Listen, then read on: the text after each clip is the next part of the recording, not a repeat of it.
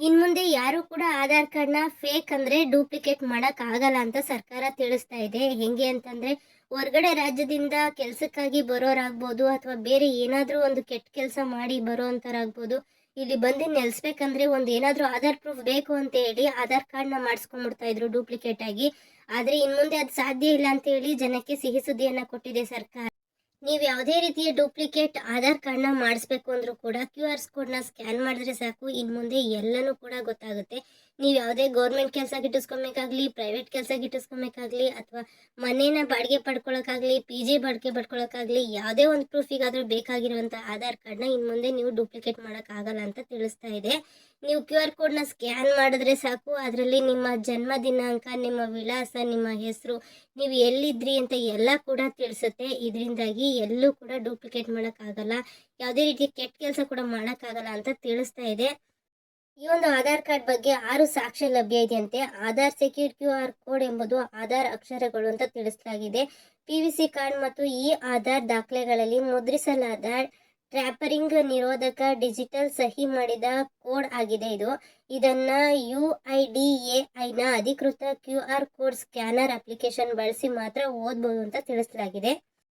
ಇನ್ನು ಈ ನಕಲಿ ಆಧಾರ್ನ ಎಲ್ಲೆಲ್ಲಿ ಬಳಕೆ ಮಾಡ್ತಾರೆ ಅಂದ್ರೆ ಪೊಲೀಸರಿಗೆ ಸೆರೆ ಸಿಗುವ ಆರೋಪಿಗಳು, ನ್ಯಾಯಾಲಯದಲ್ಲಿ ಆರೋಪಿಗಳು ಸಾಕ್ಷಿದಾರರು, ಸರ್ಕಾರಿ ಸೌಲಭ್ಯ ಪಡಿಬೇಕಾದ್ರೆ, ಖಾಸಗಿ ಕಂಪನಿಗಳಲ್ಲಿ ಕೆಲಸ ಗಿಟ್ಟಿಸ್ಕೊಳ್ಳುವಾಗ, ಬಾಡಿಗೆ ಮನೆ, PG, ಹೋಟೆಲ್ ರೂಮು ಪಡಿಬೇಕಾದ್ರೆ, ದೇಶದ ಗಡಿ ದಾಟಿ ಬರುವಾಗ, ಅಕ್ರಮ ವಾಸಕ್ಕಾಗಿ, ಹಾಗೆ ಬೇರೆಯವರ ಹೆಸರಿನಲ್ಲಿರುವಂಥ ಸ್ಥಿರಾಸ್ತಿಯನ್ನ ಕಬಳಿಸುವಾಗ ಈ ಒಂದು ಡೂಪ್ಲಿಕೇಟ್ ಆಧಾರ್ ಕಾರ್ಡನ್ನು ಬಳಸ್ತಾರೆ ಅಂತ ತಿಳಿಸಲಾಗಿದೆ. ಆಧಾರ್ ಕಾರ್ಡ್ನಲ್ಲಿ ಹೆಸರು, ಫೋಟೋ, ವಿಳಾಸ ಎಡಿಟ್ ಮಾಡಿ ವಂಚಿಸುವ ಕಳ್ಳರ ಪತ್ತೆಗೆ UIDAI ವತಿಯಿಂದ Aadhaar QR code scanner mobile application ಪರಿಚಯಿಸಲಾಗ್ತಾ ಇದೆ. ಇದನ್ನ ಇಂಟರ್ನೆಟ್ ಸಹಾಯ ಇಲ್ಲದೆಯೂ ಕೂಡ ಬಳಸಬಹುದು ಅಂತ ತಿಳಿಸ್ತಿದ್ದಾರೆ. ಆಧಾರ್ನಲ್ಲಿನ QR ಕೋಡ್ ಸ್ಕ್ಯಾನ್ ಮಾಡಿದ್ರೆ ಹೆಸರು, ಹುಟ್ಟಿದ ದಿನಾಂಕ, ವಿಳಾಸ ಮತ್ತು ಫೋಟೋ ತೋರಿಸುತ್ತೆ. ಇದರಿಂದ ಆಧಾರ್ ನಕಲಿಯೋ ಅಸಲಿ ಎಂಬುದನ್ನು ದೃಢೀಕರಿಸಬಹುದು. ಸಾಮಾನ್ಯ ಜನರು ಇದನ್ನು ಉಪಯೋಗ ಮಾಡಬಹುದು.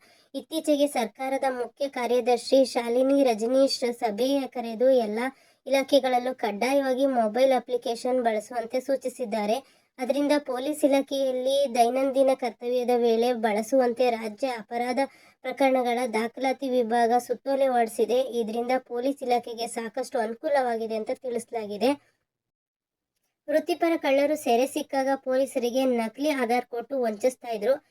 ಪರಿಣಾಮ CCTNನಲ್ಲಿ ಹಳೆಯ ಅಪರಾಧಿಗಳ ದತ್ತಾಂಶಕ್ಕೆ ಹೋಲಿಕೆ ಆಗದೆ ಸುಲಭವಾಗಿ ತಪ್ಪಿಸ್ಕೊತಾ ಇದ್ರು. ಜನತೆಗೆ ಹಳೆಯ ಪ್ರಕರಣಗಳು ಗೊತ್ತಾಗ್ತಾನೆ ಇರಲಿಲ್ಲ.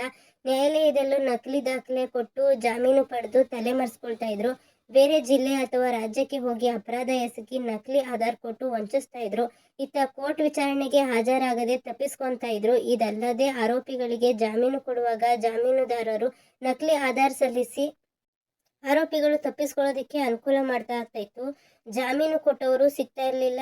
ಇದರಿಂದ ಪೊಲೀಸರಿಗೆ ತಲೆನೋವಾಗ್ತಾ ಇತ್ತು ಎಂದು ಅಧಿಕಾರಿಗಳು ತಿಳಿಸಿದ್ದಾರೆ. ಬಾಂಗ್ಲಾ ವಲಸಿಗರ ಉಗ್ರರ ಪತ್ತೆಗೂ ಇದೇ ಅನುಕೂಲವನ್ನು ಬಳಸಲಾಗ್ತಿದೆಯಂತೆ. ಬಾಂಗ್ಲಾದೇಶದಿಂದ ಕೆಲವರು ಅಕ್ರಮವಾಗಿ ಭಾರತಕ್ಕೆ ಬಂದು ನಕಲಿ ಆಧಾರ್ ಸೃಷ್ಟಿಸಿಕೊಂಡು ಅಕ್ರಮವಾಗಿ ವಾಸಿಸ್ತಾ ಇದ್ದಾರೆ.